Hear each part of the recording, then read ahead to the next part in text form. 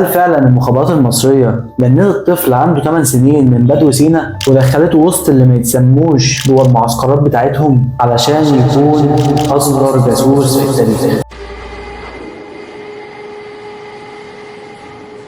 بعد هزيمة 67 بدأوا اللي ما يتسموش يعملوا معسكرات وحصون على خط القناة. في الوقت ده كان بيروجوا لنفسهم إن هم الجيش الذي لا يقهر، وهنا المخابرات المصرية قررت إنها تزرع عين وسط الحصون دي. بدأ التفكير في الخطة اللي هيخترقوا بيها معسكرات اللي ما يتسموش، وكان أنسب طريق في الوقت ده إن هم يدوروا على حد من أهل سينا إن هو ينفذ المهمة دي. بدأت التحريات والبحث، واستقروا وقتها على حصر قائمة من الأشخاص لحد ما استقروا على اسم واحد بس، الشيخ عطيه. الشيخ عطيه ده كان بيته قريب من المعسكرات بتاعت اللي ما يتسموش، وكان شخص فيه كل المواصفات اللي محتاجينها عشان ينفذ المطلوب، بس طبعا كانوا محتاجين الاول يتاكدوا من ولائه ووطنيته. ومن هنا بقى بدا التنفيذ العملي. في ضابط من وسط ضباط المخابرات المصريه لبس لبس بدوي ودخل في وسطه، وكان اسمه الرائد محمد كيلاني. محمد كيلاني خد بعضه وراح بيت الشيخ عطيه وطلب منه انه يضيفه عنده في بيته، وعرفه ان تاجر وجاي مستني ناس هنا انها هتجيب له بضاعه يعني. وكان المخطط الرسمي ان هو يقعد عنده كام يوم يعني يعرف تفاصيل عنه ويحاول يعرف هل هو فعلا مناسب للمهمه اللي هم عايزينه فيها ولا لا. فكان دايما وهو قاعد بيتكلم معاه يقعد يرمي له فهمتات كده اللي ما يتسموش واللي عملوه في مصر، واحيانا يقعد يكلمه عن التجاره اللي ممكن تتعامل مع اللي ما يتسموش في سينا وازاي يقدر يكسب من وراهم فلوس. لكن دايما الشيخ عطيه اول ما كان يسمع اسمهم كان يقعد يشتم فيهم. لكن اللي حصل بقى للضابط محمد كيلاني ان لفت نظره حاجه تانية. لفت نظره الطفل اللي هو صالح ابن الشيخ عطيه. كان عمره حوالي 8 سنين، بس كان الطفل ده جريء وشجاع جدا وذكي جدا لدرجه ان هو قادر يلفت نظر اي حد بيتكلم معاه، وطريقه تفكيره واللي كان شبه ابوه في حاجات كتير، زي مثلا ان هو برضه كان ما بيحبش اللي ما يتسموش زي ابوه بالظبط وزينا كلنا يعني. ومن هنا بدا الضابط يفكر في حاجات تانية. وبعد ما كان مركز مع الشيخ عطيه اللي هو راح يجنده اصلا، بقى كل تركيزه مع الواد صالح. وقبل ما يسيب البيت ويمشي خد صالح كده في جنبه وقعد يتكلم معاه شويه وساله انت بتحب مصر يا صالح؟ فرد عليه الطفل بكل جراءه قال له اكيد طبعا. قال له طيب ايه اكتر حاجه بتحبها في الدنيا؟ قال له ابويا وامي. الظابط بدا يتكلم معاه قال له طيب لو في حد بتحبه وطلب منك حاجه تعملها هل هتنفذها؟ قال له هعملها طبعا. قال له طب كويس قوي، بعد 3 ايام في صخره في مكان معين هقابلك عندها. كل ده اصلا صالح ولا يعرف ان ده ظابط ولا اي حاجه، والراجل تم استضافته وخد بعضه ومشى، ولا الشيخ عطيه ولا ابن صالح خد باله من اي حاجه غريبه. وبعد ما الظابط خلص مهمته رجع تاني جهاز المخابرات في مصر وحكى ليهم كل اللي حصل. عرض على جهاز المخابرات انه عايز يجند الطفل صالح ومش عايز يجند ابوه. طبعا جهاز المخابرات كله استغرب من اللي حصل واكيد رفض يعني، وقالوا له ازاي يعني انت عايز طفل عنده 8 سنين ينفذ اللي احنا عايزينه؟ فرد وقال لهم ان هو عارف امكانيات الطفل ده كويس وهو متحمل نتيجه العمليه. بعد 3 ايام الضابط خد بعضه وسافر سينا وعند المكان اللي اتفق مع صالح عليه، وبعد تاخير شويه عن الميعاد صالح وصل. فساله الضابط انت اتاخرت ليه؟ رد عليه وقال له انت اللي قلت لي ما تخليش حد يشوف، ففضلت مستني الوقت المناسب وجيت. بدا الضابط يتكلم معاه وقال له بص انا مش طالب منك حاجه اكتر من اللي انت بتعمله، انت كده كده بتاخد البيض وتروح تبيعه في المعسكرات اللي ما يتسموش عند السلك. كل اللي طالبه منك انك تعدي مرحله السلك دي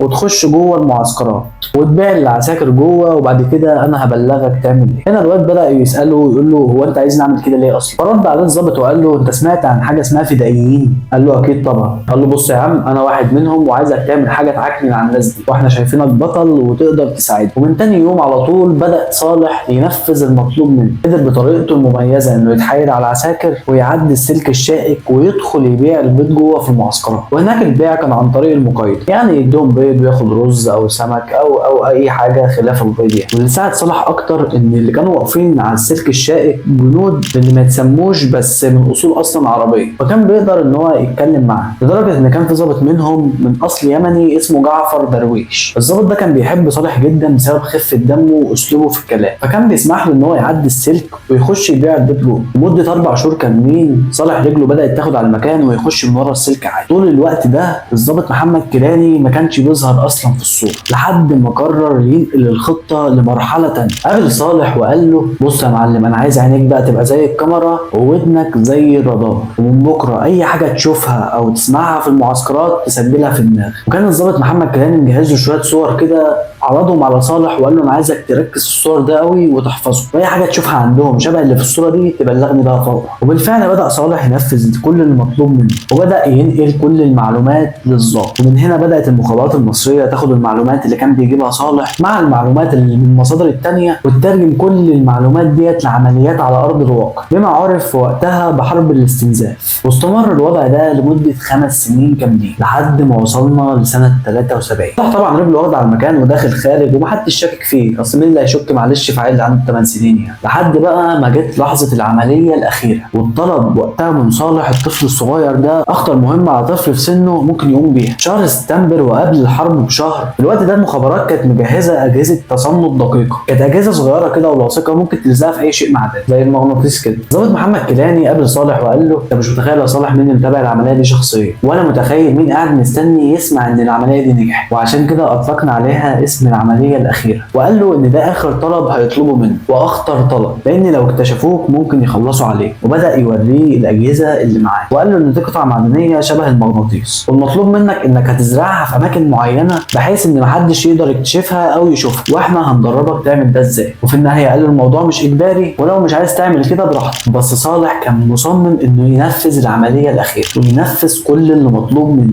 وبالفعل بدا الرائد محمد كيلاني ان هو يدربه كويس ويعرفوا ازاي الحاجات دي بتتزرع في اماكن صعب اكتشافها. وبالفعل صالح بدا ينفذ مهمته، وعلى مدار اليوم كامل كان بيلف في معسكرات اللي ما يتسموش، يلعب مع ده ويهزر مع ده ويتكلم مع ده، وفي نفس الوقت في الخباثه كده يحط الاجهزه اللي معاه عشان في الاخر ينجح صالح في المهمه بتاعته. وبعد دقائق بسيطه من زرع الاجهزه دي بدات كل كبيره وصغيره توصل للمخابرات العامه في مصر. 5 سنين كاملين صالح ما كانش عارف ان هو بيتعامل مع ضباط مخابرات، ولا هو ولا اي حد من اهله، لحد قبل حرب اكتوبر ب 20 يوم بس تيجي تعليمات بنقل صالح واسرته كلهم للقاهره. اتنقلوا من غير ما يعرفوا ليه ولا اصلا رايحين فين. ومن القاهره تم نقلهم على ميتا بوكو محافظه المنوفيه مسقط راس الرئيس محمد انور السادات. وبعد ايام تقوم الحرب ويتحكي للشيخ عطيه عن اللي عمله ابنه صالح، ويقابلهم الضابط محمد كيلاني بالزي المدني وعرفهم ان هو كان ضابط فعلا في المخابرات العامه المصريه. وبعد كده بيقابلوا الرئيس محمد انور السادات وتم تكريمهم وامر برعايه صالح لاستكمال باقي تعليمه. كبر صالح ودخل الكليه الحربيه وبعدها بشويه الحقوه بجهاز المخابرات العامه المصريه. ودي كانت قصتنا النهارده عن بطل سينا الطفل صالح اللي عنده 8 سنين. لو الفيديو عجبك ما تنساش تعمل لايك واشترك في القناه وتشجعنا ان احنا نكمل. استنونا فيديوهات جديده. كان معاكم محمد ابراهيم مقدم محتوى قصصي واشوفكم الفيديو الجاي. سلام.